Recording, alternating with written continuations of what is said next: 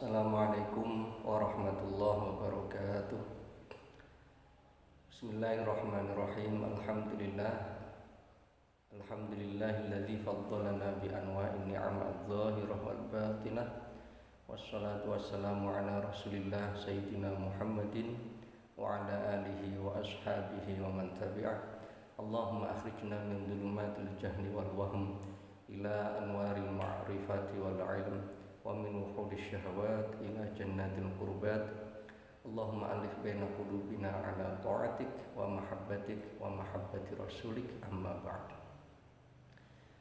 Yang kami hormati segenap pengurus PCNU Kota Pekalongan, Suryatan wa Tanfidiyatan, Romo Ki Haji Zakaria Ansor, Ki Haji Muhtaram, Ki Haji Hasan Suaidi, dan juga Habib Hashim Basyaiban, dan segenap pengurus PCNU yang lain yang saya muliakan, pengurus LDNU, pengurus LTNNU, lembaga-lembaga yang lain, dan juga banom-banom yang lain yang kami hormati, serta para pemirsa yang dirahmati oleh Allah Subhanahu wa Ta'ala. Alhamdulillah, kita masuk di sesi yang kedua pada malam hari ini untuk melanjutkan apa yang sudah kita sampaikan pada malam kemarin. Kita akan sedikit melanjutkan satu cerita lagi mengenai kasus wabah dan juga ta'un yang terjadi di dunia Islam, yang kasusnya lebih besar dibanding kasus-kasus yang sudah pernah kita sampaikan pada malam kemarin. Jika kemarin pada masa Nabi hanya di Madinah saja, kemudian pada masa Sayyidina Umar di Syam, ya, di daerah Syam, kemudian pada masa Umayyah, ya, antara Irak dan Syam, jauh-jauhnya ke Jazirah Arab. Dan pada malam hari ini kita akan langsung meloncat ke tahun 700-an. Kalau kita sekarang ini di tahun 1441, berarti di tengah-tengah, ya, antara masa Nabi dengan masa kita. Di tahun 700-an kita akan coba sedikit menengok catatan-catatan sejarah mengenai ta'un yang terjadi pada abad ke-7 dan abad ke-8, yang sangat besar sekali terjadi pada waktu itu dan mempengaruhi berbagai aspek kehidupan umat Islam dan bahkan dunia pada waktu itu. Sangat menarik apa yang disampaikan oleh moderator kemarin, Mas Muji, bahwa sejarah yang akan terus kekal diingat oleh manusia adalah sejarah yang tertulis. Dan ketika memaparkan sejarah wabah di umat Islam ini, yang terbayang dalam benak saya adalah betapa berharganya tulisan-tulisan sejarah ini dan betapa telitinya dan telatennya para ulama-ulama kita mencatat kejadian-kejadian sejarah pada waktu itu, sehingga bisa kita nikmati saat sekarang ini untuk menengok, melihat kejadian-kejadian apa yang terjadi pada waktu itu, kemudian kita mengambil pelajarannya. Dan saya kira para penulis sejarah itu, Ibnul Katsir dan Ibnu Wardi nanti dan yang lain sebagainya, itu tidak pernah mengira bahwa tulisannya itu akan dibaca oleh orang Pekalongan, kemudian ditonton live streaming seperti ini, dan di alam arwah mungkin beliau melihat ini kok luar biasa ya, zaman tahun 2020 1441 ini tulisan saya dibaca kemudian ternyata bermanfaat. Ini sekali lagi menegaskan bahwa mencatat sejarah itu merupakan suatu aktivitas yang penting bagi peradaban suatu bangsa, peradaban manusia, yang akan menjadikan jalan arah suatu perkembangan bangsa itu akan berkesinambungan. Terdapat satu kajian yang menarik yang dilakukan oleh Muhammad Hamzah dengan judul Al-Kawarith At-Tabi'iyah fi Biladis Syam wa Misr.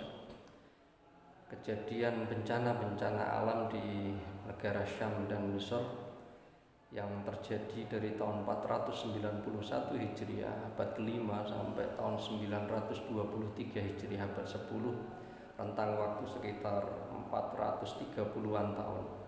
Di dalam kajian ini disebutkan bahwa di dua kota penting umat Islam waktu itu, Mesir dan juga Syam, terjadi banyak bencana, berbagai macam bencana, banjir, angin, gempa, dan termasuk taun serta wabah penyakit yang mematikan. Dicatat di dalam buku tersebut bahwa di Mesir sendiri selama 430-an tahun itu terjadi 87 kejadian taun, dan di Syam mengalami kejadian taun ini sampai 57 kejadian. Dari sekian banyak kejadian ini, yang paling besar itu adalah taun Al-Kabir. Dalam istilah lain juga disebut di dalam buku-buku sejarah dengan At-Ta'un Al-Azim, atau bahkan ada yang menyebut At-Ta'un Al-A'zam, ta'un yang sangat besar. Kejadian ini sangat dahsyat sekali. Kalau tadi di masa Nabi hanya di Madinah, masa Sayyidina Umar hanya di Syam, kemudian pada masa Umayyah di Irak dan Syam, atau jauh-jauhnya di Jazirah Arab, tapi ini meliputi 3 benua, Eropa, Asia, dan Afrika. Waktu itu Amerika terhalang oleh laut yang besar sekali sehingga tidak sampai ke Amerika dan juga tidak sampai ke Australia. Dan kejadian ini dicatat dengan rapi oleh para muarikh kita, para historian kita, yang bisa kita nikmati dalam catatan-catatan sejarah itu tergambar oleh kita betapa hebohnya, betapa dahsyatnya kejadian Ta'un Al-Azim yang di barat disebut dengan Black Death atau kematian hitam, maut hitam, dikarenakan penyakit ini menyebabkan tubuh orang yang terkena itu menjadi hitam dan kemudian meninggal. Kejadian Black Death atau At-Ta'un Al-Azim ini berlangsung selama 7 tahun. Bisa dibayangkan 7 tahun. Dari tahun 747 Hijriah sampai 755 Hijriah. Kalau dalam hitungan miladiahnya tahun 1346 sampai tahun 1353. Selama 7 tahun ini kejadian ini menyebar, dimulai oleh Ibnu Wardi diceritakan dimulai dari Cina, sama seperti COVID-19 ini dimulai dari Cina, kemudian ke arah India, setelah dari India ke Asia Tengah, dan dari Asia Tengah ini kemudian ke Eropa, dan dari Eropa ini baru ke daerah Arab, Syam, Mesir, Afrika Utara, ke Maroko, dan sampai Aljazair di sebelah utara Afrika itu. Dan ini berlangsung selama 7 tahun. Sedangkan di daerah yang Arab sendiri itu terjadi di tahun 748 dan 752. Kalau kita perhatikan kejadian ini di abad 14, 1300-an miladiah, itu berarti Nusantara pada waktu itu sedang pada masa Majapahit. 1350 itu kan masa Hayam Wuruk dan Patih Gajah Mada. Nusantara masih masa Majapahit dan tidak ada cerita mengenai kejadian Ta'un Al-Akbar atau Black Death ini di masa Majapahit. Saya tidak tahu, ini mungkin Mas Muji yang lebih tahu nanti.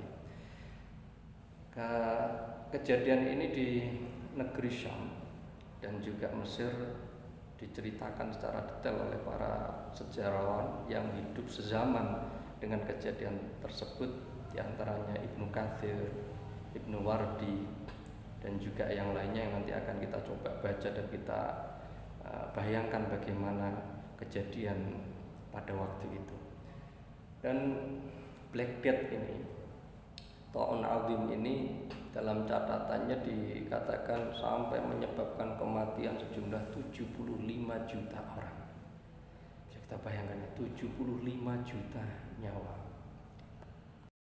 Di Eropa sendiri tingkat kematian sampai 40% dari jumlah penduduk yang ada. Atas dasar inilah kemudian Ibnu Hajar Al-Asqalani mengatakan ta'un-ta'un sebelum Ta'un Al-Azim ini hanya merupakan qatratun fi bahrin aw nuqtatun fi dairatin, hanya semacam satu tetes saja dari lautan atau satu titik di tengah lingkaran yang besar. Ini mengkomparasikan antara tahun-tahun sebelumnya itu kecil-kecil dianggap oleh Ibnu Hajar, dan tahun yang di Eropa disebut dengan Black Death ini adalah satu kejadian yang luar biasa bagaikan lautan. Catatan-catatan sejarah sangat banyak yang menggambarkan mengenai kejadian tahun ini. Salah satunya yang ditulis oleh Jamaluddin Ibnu Taghribardi dalam kitabnya An-Nujum Az-Zahirah fi Muluki Misr wal Qahirah. Beliau menjelaskan dengan detail mengenai berapa lamanya terjadi di Mesir, kemudian berapa yang mati, penguburannya seperti apa, gambaran orang yang terkena penyakit ini seperti apa. Kita baca sebagian. Kana fihal waba alladzi lam yaqa' mithluhu fi salifil asr. Terjadi wabah yang belum pernah terjadi pada masa sebelumnya. Fama ahlal Muharram sanata tis'in wa arba'in. Ketika sudah masuk bulan Muharram tahun 747, hatta ishtahara washtadda bidiyari Misr fi Sya'ban wa Ramadan wa Syawal, hingga kemudian menyebar dan semakin parah di Mesir di bulan Sya'ban, Ramadan dan Syawal, wartafa fi nisfi Dzulqa'dah, dan kemudian mulai hilang di bulan Dzulqa'dah.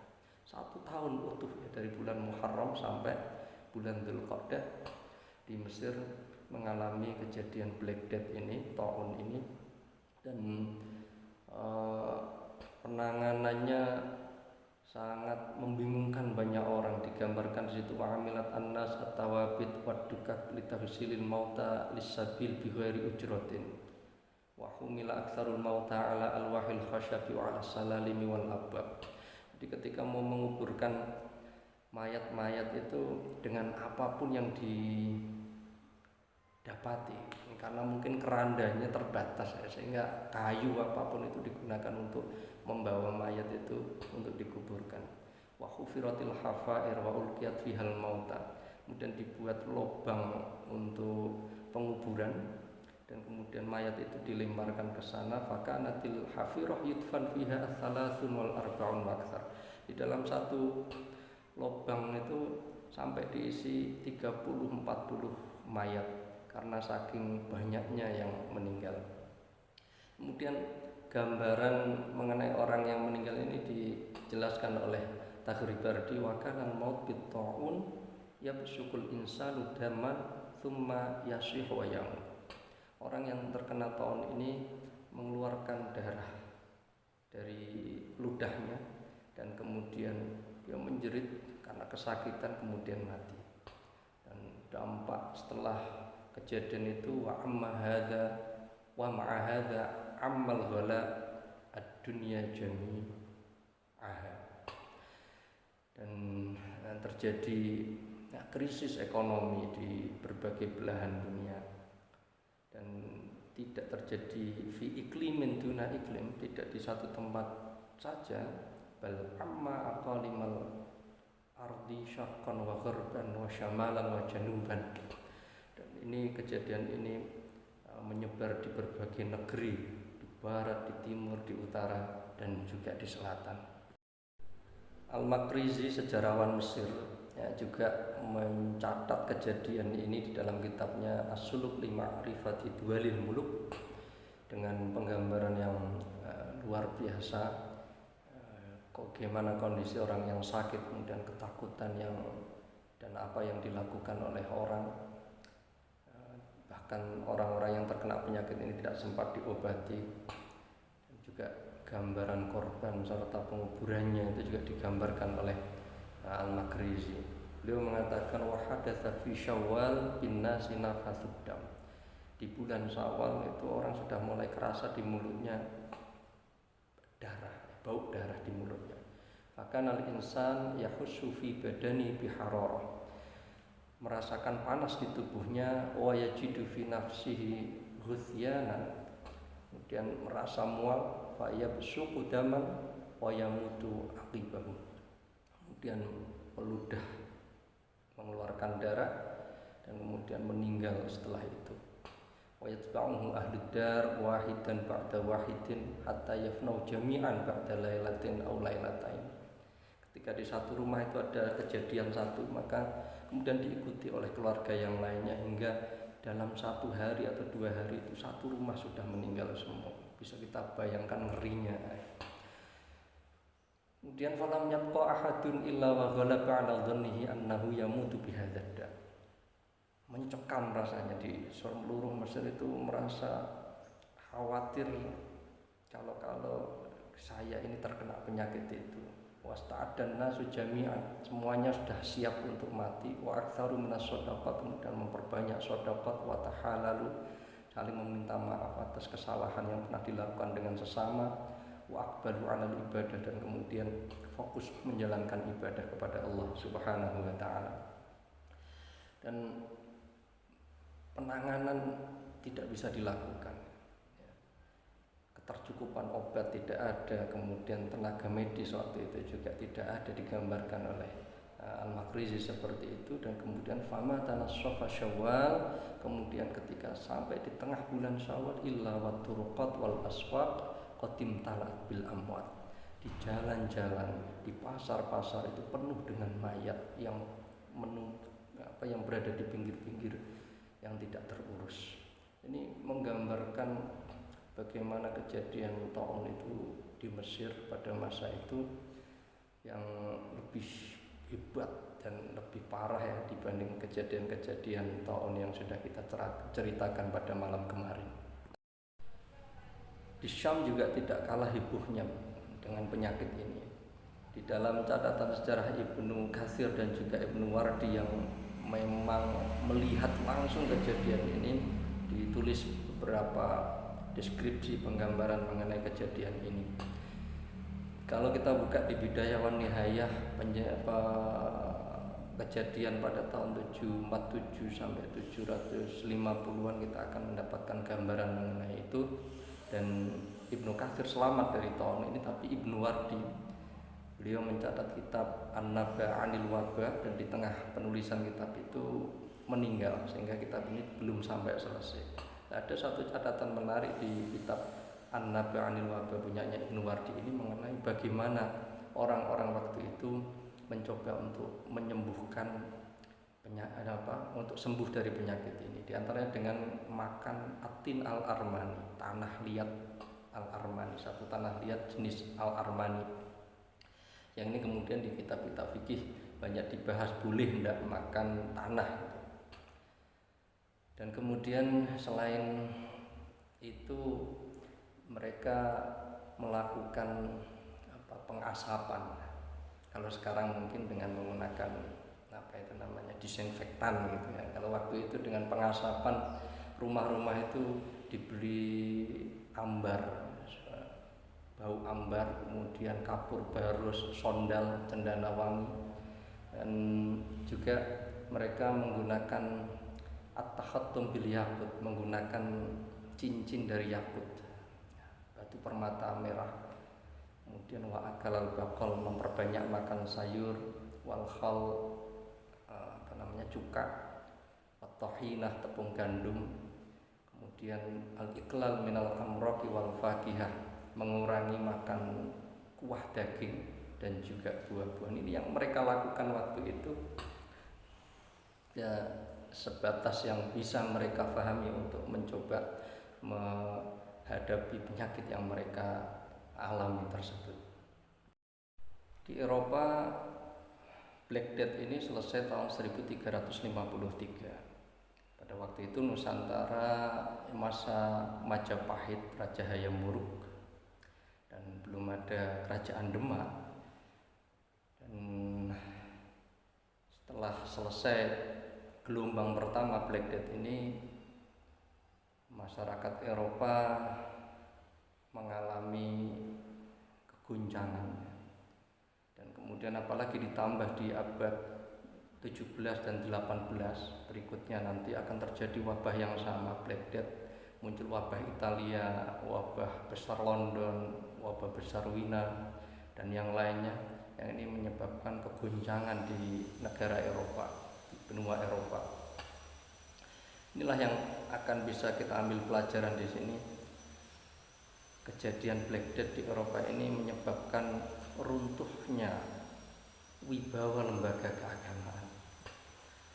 Hal ini karena lembaga keagamaan waktu itu, utamanya gereja, mengambil sikap yang kurang proporsional dalam melihat wabah Black Death atau taun ini.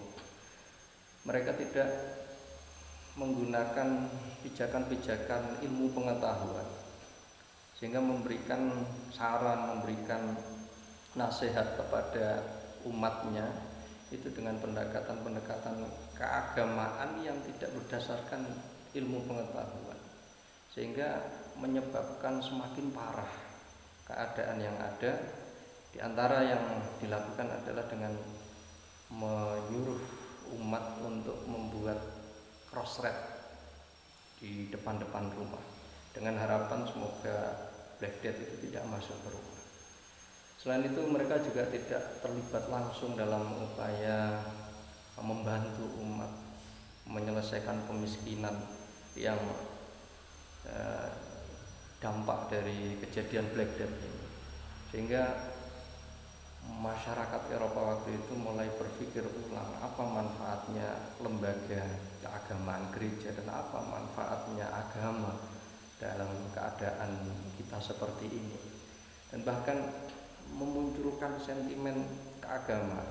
Jadi ada isu bahwa kejadian Black Death ini disebabkan karena adanya komunitas Yahudi, atau bahkan sebagian cerita ada orang Yahudi yang dianggap menyebarkan racun di sungai sehingga menjadi wabah yang terjadi itu. Dan ini akhirnya terjadi konflik dan permasalahan di tengah masyarakat, di mana orang-orang Yahudi di Eropa itu diusir dan juga bahkan dibunuh oleh orang-orang Kristiani dikarenakan pendekatan yang digunakan oleh pihak gereja bukan pendekatan ilmiah. Dan ini kemudian akhirnya menyebabkan masyarakat Eropa setelah itu mengambil jarak dengan agama, mengambil jarak dengan lembaga keagamaan gereja, sehingga mereka mengembangkan humanisme sekuler. Mereka mencoba bersandar kepada akal mereka sendiri, pada ilmu pengetahuan sains tanpa agama. Ini satu pelajaran menarik dan penting dalam satu kisah wabah besar di abad pertengahan, Black Death ataupun tahun Aldim ini, bahwa ketika satu kejadian musibah itu tidak disikapi secara proporsional oleh tokoh agama, oleh lembaga keagamaan, maka ini akan bisa menjadi media antipati, menyebab masyarakat umat itu tidak respect terhadap agama, tidak respect terhadap tokoh agama, sehingga akan memperburuk citra agama dan juga memperburuk citra tokoh agama itu sendiri, seperti yang terjadi di Eropa waktu itu. Sudah 4 kejadian wabah dan taun yang kita ceritakan yang melanda dalam sejarah umat Islam, dari mulai abad pertama sampai abad 8 Hijriah. Dan ini saya kira cukup, namun sebenarnya kalau mau dilanjutkan 7 abad berikutnya, dari tahun 700-an Hijriah sampai tahun 1400-an Hijriah, atau tahun 1300 Miladiah sampai tahun 2000-an Miladiah, ini sangat menarik karena pada masa ini Nusantara sudah mulai banyak kisah mengenai wabah itu, dan catatan-catatan mengenai itu juga mulai banyak, dari mulai zaman Majapahit, kemudian masa kewalian, masa kerajaan Demak, kemudian sampai masa Pangeran Diponegoro, karena sebelum Pangeran Diponegoro ini juga terjadi wabah besar, wabah kolera, kemudian sampai menjelang kemerdekaan, kemudian pasca kemerdekaan. Ini juga menarik, tapi saya angkat tangan, mohon maaf. Mungkin Mas Muji yang lebih fasih untuk menceritakan ini. Untuk berikutnya saya akan menyampaikan beberapa poin-poin penting yang tersembunyi di balik lipatan-lipatan sejarah yang sudah kita sampaikan tadi.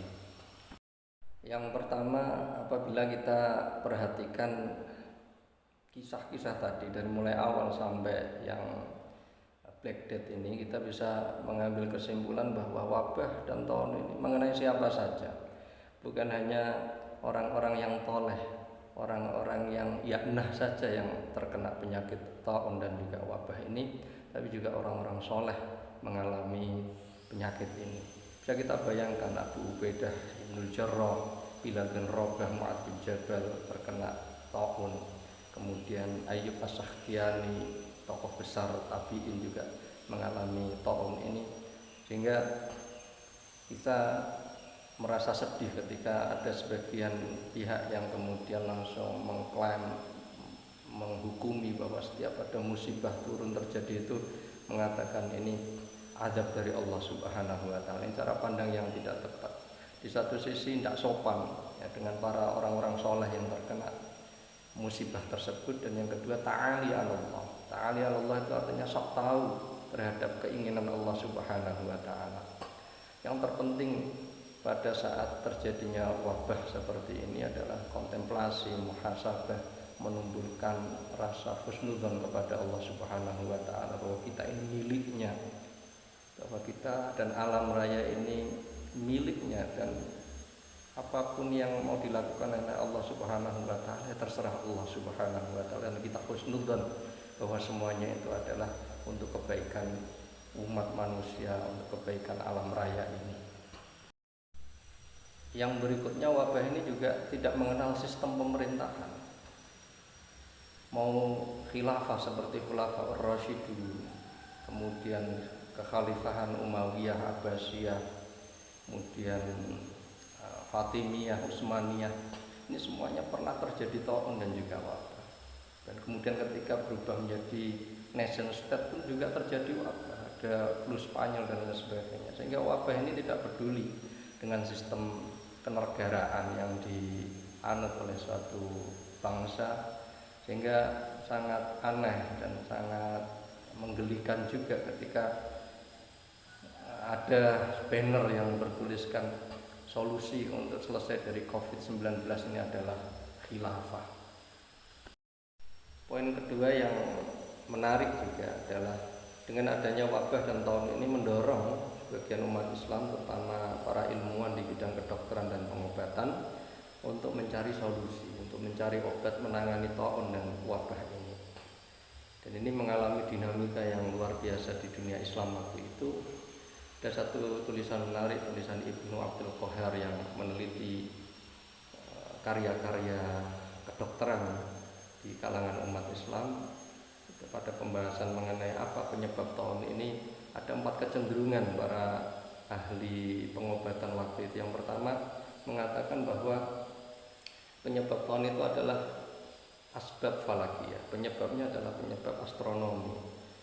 Langit itu mempengaruhi bumi, situasi yang terjadi di langit itu mempengaruhi bumi. Ketika ada bintang-bintang tertentu di langit itu akan mempengaruhi bumi.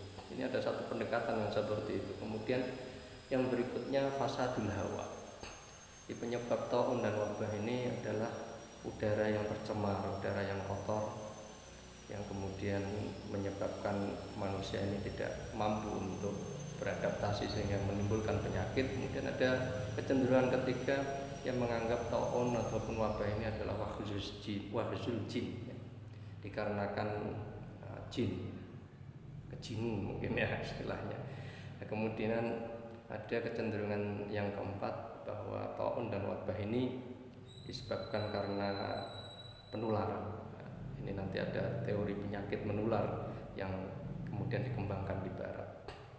Ini merupakan pencapaian-pencapaian dunia kedokteran umat Islam waktu itu dalam menghadapi situasi yang mereka hadapi, dan kemudian muncul model-model pengobatan yang tadi sudah kita singgung yang disampaikan oleh Ibnu Wardi. Ada yang dengan menggunakan makan atin al-armani, kemudian ada juga yang menggunakan cincin yakut ya, kemudian menguapi rumah dengan menggunakan ambar, kapur, barus ataupun dengan cendana wangi, kemudian makan sayur-sayuran yang banyak, menghindari kuah daging dan lain sebagainya. Ini merupakan pencapaian-pencapaian pengobatan pada waktu itu.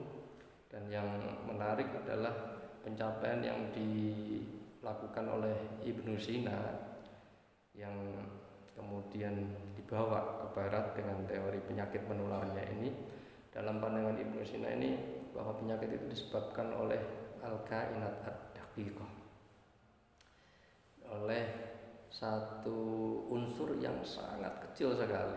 Kita tahu bahwa pada masa Ibnu Sina itu belum ditemukan mikroskop, sehingga manusia pada waktu itu untuk melihat benda-benda yang kecil seperti mikroba, virus, bakteri itu belum sampai pada tahap ke sana. Tapi Ibnu Sina sudah punya pandangan jauh ke sana, sehingga kemudian langkah-langkah antisipatif yang ditawarkan oleh Ibnu Sina berpijak kepada pemahaman ini, sehingga ada model mencuci dengan menggunakan cuka. Kalau kita saat sekarang ini kan dengan menggunakan hand sanitizer.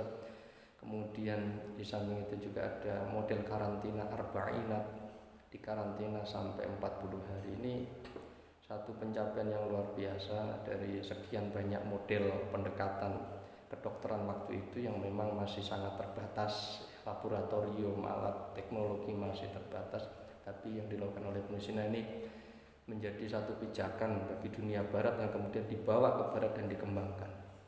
Dan di dunia Islam sendiri ditinggalkan. 700 tahun belakang ini kedokteran di dunia Islam bisa dikatakan sangat ketinggalan jauh dengan yang di barat. Dan kemudian di barat di abad ke-18 ya, mikroskop baru ditemukan oleh Anthony van Leeuwenhoek. Nah, dari sinilah kemudian mikroskop digunakan untuk meneliti mikroorganisme dengan merujuk cara pandang Ibnu Sina bahwa ada kemungkinan al-kainat ad-daqiqah, itu ada makhluk-makhluk kecil yang memang kita tidak bisa melihat. Dan dengan ditemukannya mikroskop ini kemudian upaya pencarian makhluk yang kecil yang tidak bisa dilihat oleh kasat mata ini dilakukan. Dan kemudian sampai memang benar-benar ditemukan penyakit itu diawali karena bakteri, karena virus yang ini tokohnya adalah Robert Koch ya, di abad 19, wafat 1880. Dia mengembangkan bakteriologi ya, ilmu tentang bakteri, dan kemudian mencari bakteri apa yang menyebabkan penyakit ini. Ini merupakan kontribusi bagi kemanusiaan dari dunia Islam kemudian di barat. Dan sebenarnya di masa Utsmaniyah juga ada pengembangan masalah ini dengan dibangunnya Bimaristan. Bimaristan itu semacam rumah sakit, tapi di dalamnya juga ada laboratorium untuk penelitian penyakit yang dakik-dakik seperti ini. Dan ini memberikan gambaran kepada kita bahwa dalam rentang sejarah umat Islam, penanganan mengenai penyakit ini juga mengalami perkembangan, dan tingkat keakuratan di tengah sejarah itu juga kadang masih dalam bentuk dugaan, belum sampai dalam bentuk yang meyakinkan. Dan inilah nanti yang akan menyebabkan timbulnya gesekan antara fuqaha dengan tabib, yang ini merupakan poin ketiga. Kondisi ilmu kedokteran yang berkembang di tengah umat Islam pada waktu itu memang belum sampai pada tahap yang meyakinkan, dan ini yang mengakibatkan sebagian ahli agama punya pandangan yang kadang kontra terhadap para ahli kedokteran waktu itu, bahkan menegasikan hasil-hasil kesimpulan yang diperoleh oleh para tabib waktu itu. Satu contoh, Imam As-Suyuti itu punya satu kitab namanya Risalah fi Maradit Ta'un, dan di situ ada satu bab khusus judulnya Al-Faslu fi Butlani Qaulil Atibba, bab yang membahas batalnya pendapat para tabib.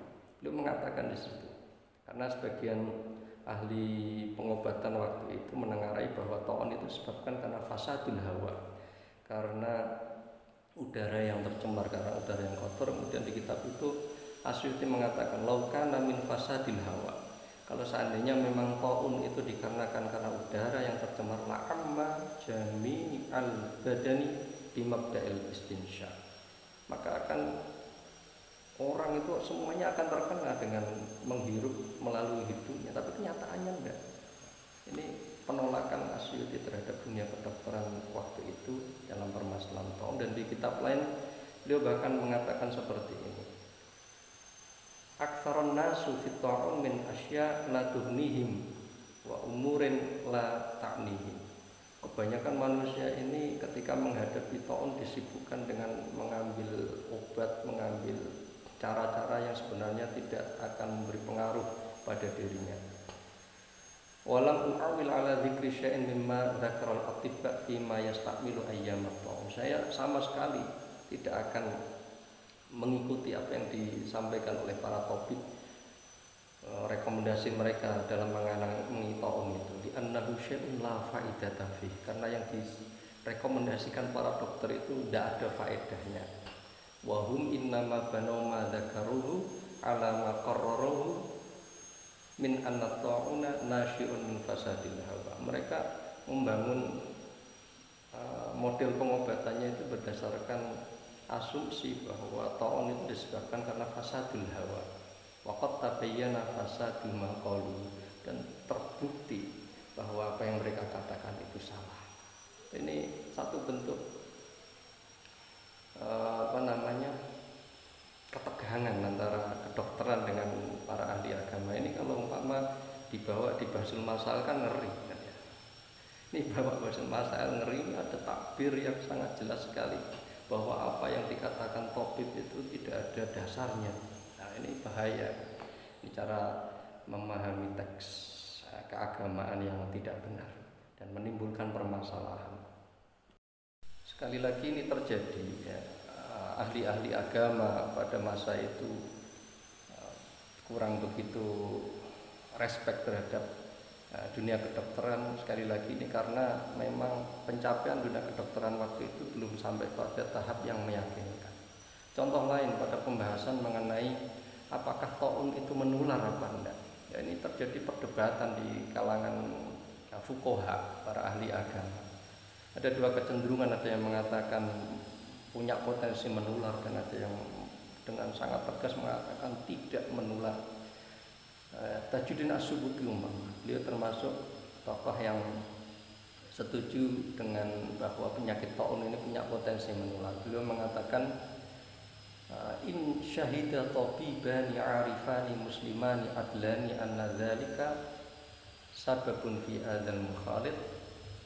Kalau seandainya ada dua tabib, dia ahli muslim adil dan mengatakan bahwa mukhalatatus sahih lil marid, berkumpulnya antara orang yang sehat dengan yang orang sakit itu menyebabkan orang yang sehat itu tertular, fal imtina anil mukhalatati jaizun, maka berkumpul dengan orang yang sedang sakit itu jaizun, boleh, au ablagu min dzalik, atau bahkan lebih dari boleh.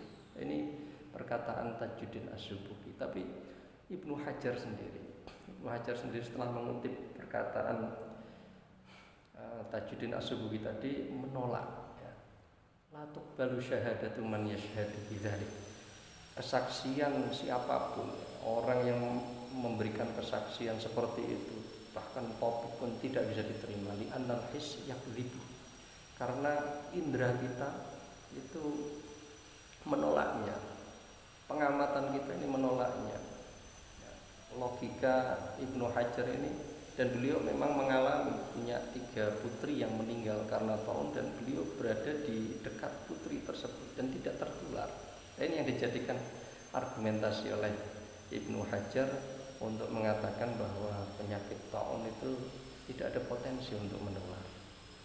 Dan tentunya sekali lagi ini satu perdebatan yang terjadi di masa pertengahan.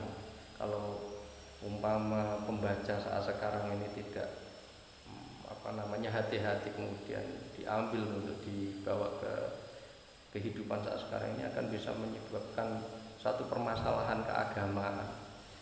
Dan penyebab terjadinya gesekan tadi itu ya karena memang dunia kedokteran waktu itu belum sampai pada tahap yang meyakinkan. Dan apa yang disampaikan oleh Ibnu Hajar ini juga tidak mempertimbangkan bahwa manusia itu juga daya imunitasnya berbeda-beda, daya kekebalan tubuhnya berbeda-beda. Bisa jadi Ibnu Hajar ketika bersama putri-putrinya itu dalam keadaan fit, dalam keadaan yang sehat sehingga tidak mengalami tertular. Sehingga faktor-faktor yang menyebab tertularnya satu penyakit melalui tadi al-kainat ad-daqiqah itu ada banyak sekali, bukan hanya karena dekat kemudian pasti tertular, tapi juga ada faktor-faktor lainnya. Perbedaan di kalangan fuqaha mengenai penyakit itu menular atau tidak kemudian akhirnya juga menimbulkan perdebatan yang seru dalam pembahasan bolehkah seseorang itu meninggalkan daerah yang sedang ada wabah atau daerah yang sedang ada taun untuk mencari tempat yang lebih aman. Ini pun di kalangan fuqaha terjadi perdebatan karena perbedaan pandangan mengenai potensi menular dan tidaknya tadi. Satu contoh, seorang ahli fikih dari Maroko, Syekh Muhammad Ibnu Ahmad Al-Hudayqi mengatakan bahwa lari dari al-firar minal wabah, lari dari wabah itu haramun bil ijma', haram secara ijma'. Tidak boleh kalau sudah di satu tempat yang ada wabah, ya sudah di situ saja, tidak boleh pergi. Dan pendapat seperti ini banyak yang di kitab-kitab klasik yang cenderung seperti itu. Namun ada juga yang mengatakan menarik ini, seorang fakih Maroko Maliki ya, yang bernama Muhammad Ibnul Qasim Al-Filali As-Sajalmasi ya. Dia mengatakan i'lam annal kharij min baladit ta'un, ketahuilah bahwa orang yang keluar dari negeri yang terkena ta'un itu yushbihu man kana fi mawdi'in sami'a sauta lisin aw shamma raihata sabil. Itu seperti orang yang berada di satu tempat dan kemudian dia mendengar suara perampok atau dia mencium ada hewan buas. Fa kharaja min dzalikal mawdi' haruban, kemudian dia keluar dari daerah tersebut untuk menyelamatkan diri. Fa kamalu la yu'addu hadza mu'aridan lil qadar. Kalau yang terakhir tadi melarikan diri dari hewan buas atau perampok ini tidak dikatakan menentang takdir Allah, wala dafi'an liqada'illah, dan juga tidak menentang ketetapan Allah. Kadzalika la yakunu al-kharij min ardi ta'un mu'aridan lil qadar. Begitu juga orang yang keluar dari tempat yang ada wabah dan ta'un itu juga tidak logis kalau dikatakan sebagai menentang takdir Allah Subhanahu wa taala. Dan ini semua contoh-contoh bagaimana perdebatan fikih dari sisi keagamaan pada masa itu yang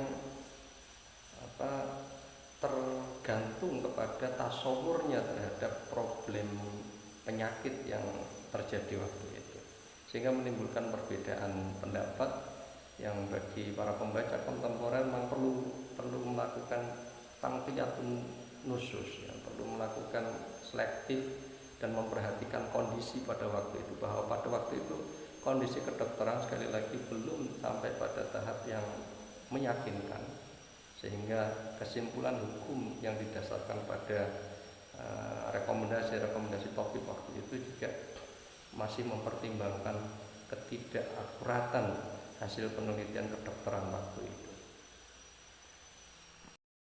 Poin keempat yang menarik juga adalah wabah dan juga taun yang dialami oleh umat Islam waktu itu menimbulkan dampak yang luar biasa pada kehidupan sosial dan juga ekonomi. Banyak orang-orang menjadi miskin, kemudian menderita, kebutuhan pangan tidak tercukupi, kebutuhan-kebutuhan pokok tidak tersedia, pertanian lumpuh, dan itu menyebabkan kekalutan di tengah masyarakat. Dan ketika kondisi seperti ini ditambah dengan sibuknya elit politik sebagaimana terjadi pada masa Umayyah itu, maka mereka sibuk dengan intrik-intrik politik, mempertahankan jabatannya, kemudian ingin menyingkirkan yang lainnya, maka yang sengsara juga rakyat. Dan apalagi ditambah umpamanya tokoh-tokoh masyarakat dan tokoh-tokoh agama itu dalam menyikapi masalah wabah ini dengan pendekatan yang kurang pas, dengan cara yang tidak proporsional, maka akan semakin menimbulkan permasalahan bagaimana yang terjadi di Eropa waktu itu. Dan satu contoh menarik mengenai hal ini adalah catatan Al-Makrizi. Beliau punya satu kitab yang namanya Ighatsatul Ummah Bikashfil Ummah, Ighatsah Al-Ummah Bikashfil Ummah. Beliau mengkritik kondisi pada masa itu. Jadi beliau mengalami masa krisis ekonomi di Mesir yang diakibatkan karena musibah sebelumnya yang kemudian tidak ditangani dengan baik. Beliau mengkritik elit politik yang anania, yang mementingkan diri sendiri, kemudian mengkritik para orang-orang berduit, orang-orang kaya karena ada yang menimbun harta, kemudian tidak berempati kepada orang-orang yang membutuhkan, dan juga memberikan gambaran bagaimana sengsaranya para petani, kemudian sengsaranya rakyat pada waktu itu. Dan kemudian beliau memberikan rekomendasi di bagian belakang kitabnya itu apa yang harus dilakukan. Harus ada perubahan sikap, perubahan semangat untuk melakukan perubahan sehingga bisa melewati krisis yang dihadapi di Mesir waktu itu. Tulisan Al-Makrizi ini sangat menarik bagi para utamanya antropolog ya, dan juga orang-orang yang biasa menulis dalam bidang antropologi. Beliau mampu untuk mengklasifikasikan masyarakat waktu itu sehingga menggambarkan masing-masing kelompok masyarakat itu secara detail apa yang dialami secara ekonomi dan juga apa yang harus dilakukan oleh mereka.